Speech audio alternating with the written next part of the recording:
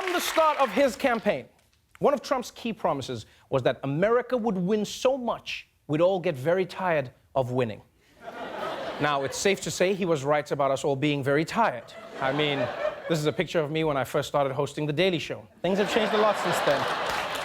But believe it or not, this weekend, Donald Trump, for the first time, delivered on the winning parts.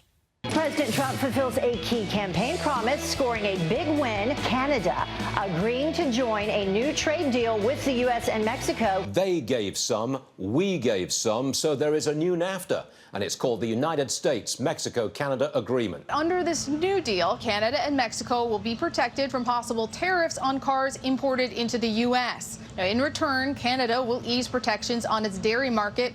That's right. Part of the new trade deal is that Canada has to allow U.S. farmers more access to its dairy markets. And people said it would be bad to elect a bully as president, but now America is literally taking Canada's milk money, so I guess it worked. It worked. And jokes aside, this deal looks like it'll help American car makers and farmers and protect a lot of U.S.-based jobs. And the best part is, we're already seeing a 300% increase in Trump's bragging.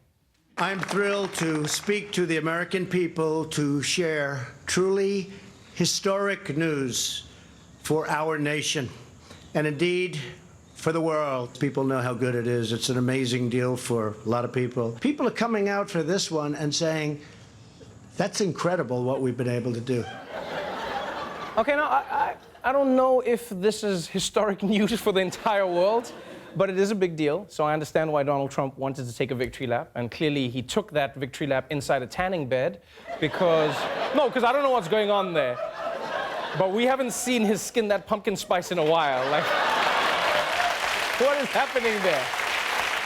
And President Trump was so happy with his new NAFTA that even when reporters changed the subject to Brett Kavanaugh and sexual assault, instead of getting angry, he just implicated everybody with a smile. I happen to know some United States senators. One who is on the other side, who's pretty aggressive. I've seen that person in very bad situations. Okay? I mean, there are bad reports on everybody in here. Most of the people sitting down, they're bad, except for Mike Pence, by the way.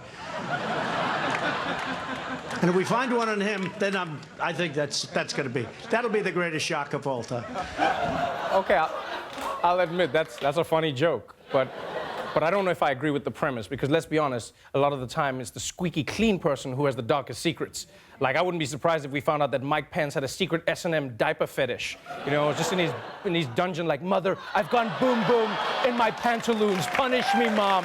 Punish me, mother. So, just to go back, Trump's response to a question about sexual misconduct was, Democrats, Republicans, we're all scumbags, forget about it. Oh, and the president doesn't seem particularly concerned about Kavanaugh's history of extreme drinking. I think the judge has been pretty amazing about describing his situation with alcohol and with beer. I'm just saying, I'm not a drinker. I can honestly say I never had a beer in my life, okay? Right. It's one of my only good traits. I don't drink. Whenever they're looking for something good, I say, never had a glass of alcohol. I've never had alcohol. I've just, for whatever reason. Can you imagine if I had, what a mess I'd be?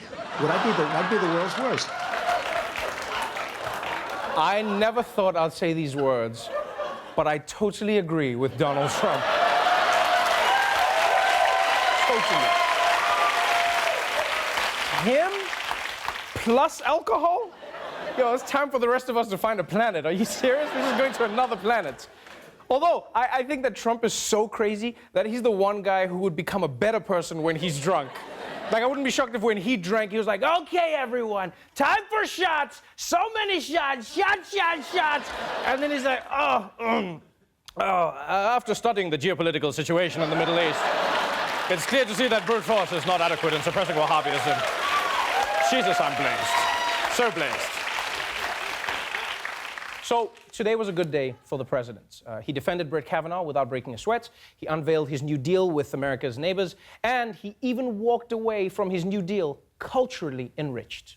I think the press has treated me unbelievably unfairly. They're worse now than ever. They're loco, but that's okay. I put up with it. Go ahead. Thank you, I Mr. use that President. word because of the fact that we made a deal with Mexico.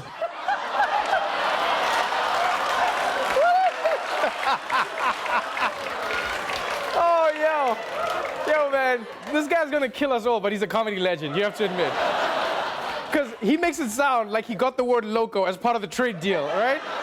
Like he was in the meeting and was like, and one more thing, we want to be able to say loco. And the Mexican was like, Mr. Trump, you can say it anytime. Yes! Art of the deal.